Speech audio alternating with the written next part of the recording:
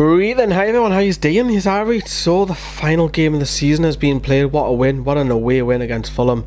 This video is sponsored by One Football. If you want to check back on the weekend results, look at Manchester City winning the league, Liverpool unfortunately coming second, and all the rest of the stats, the link is in the description for that. So it's the final video. We're looking back at the goals. We've got 4 goals to get through, which is nice to go through. Newcastle scoring 4 goals, come on. Let's get on with the first one. I actually think this is really clever planned.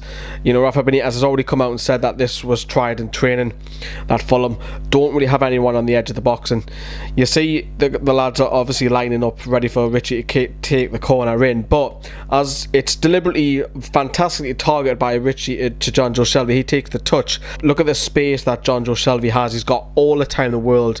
Nobody. Where's the midfield? Where's the plan? And why isn't there a man on the edge of the box ready for the counter-attack? Fulham don't have anybody. Look at that space. There's so much that Shelvey has to hit. Alfie Mawson realises that he's got to try and now get out to try and stop that, because he's the nearest man, so he thinks, right, I've got to rush out there and try and spread him. Shelvey cannons it. What a hit, what a goal it was, and it's great to see Jonjo Shelvey back in that lineup performing. It goes into the top corner. It's a fantastic finish, and Newcastle are 1-0 up. What a start early on in the game as well, which is important.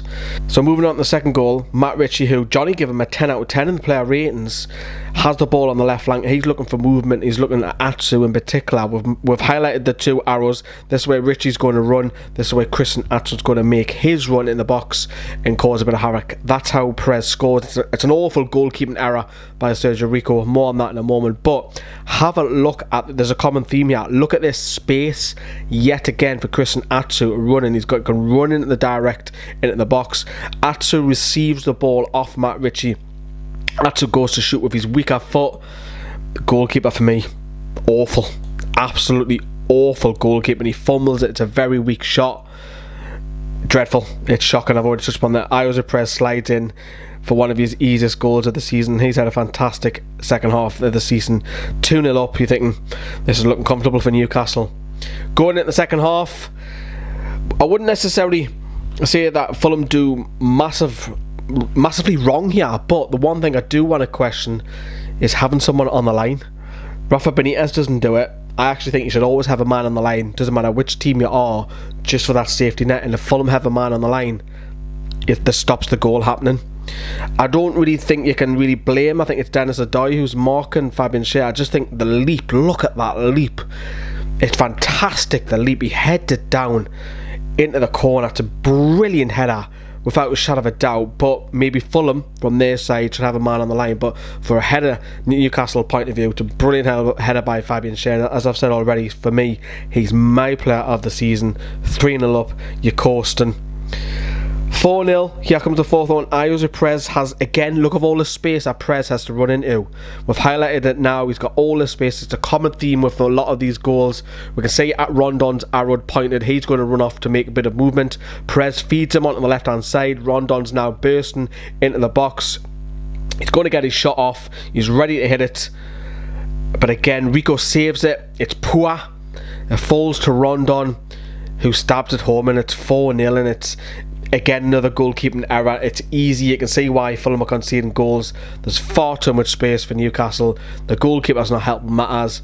4-0, Rondon celebrating. Hopefully we get him signed as well. But before we wrap up this final video, let's pop over to Chris in Australia. Over at you, mate, finish it off. Oh, what a game that was.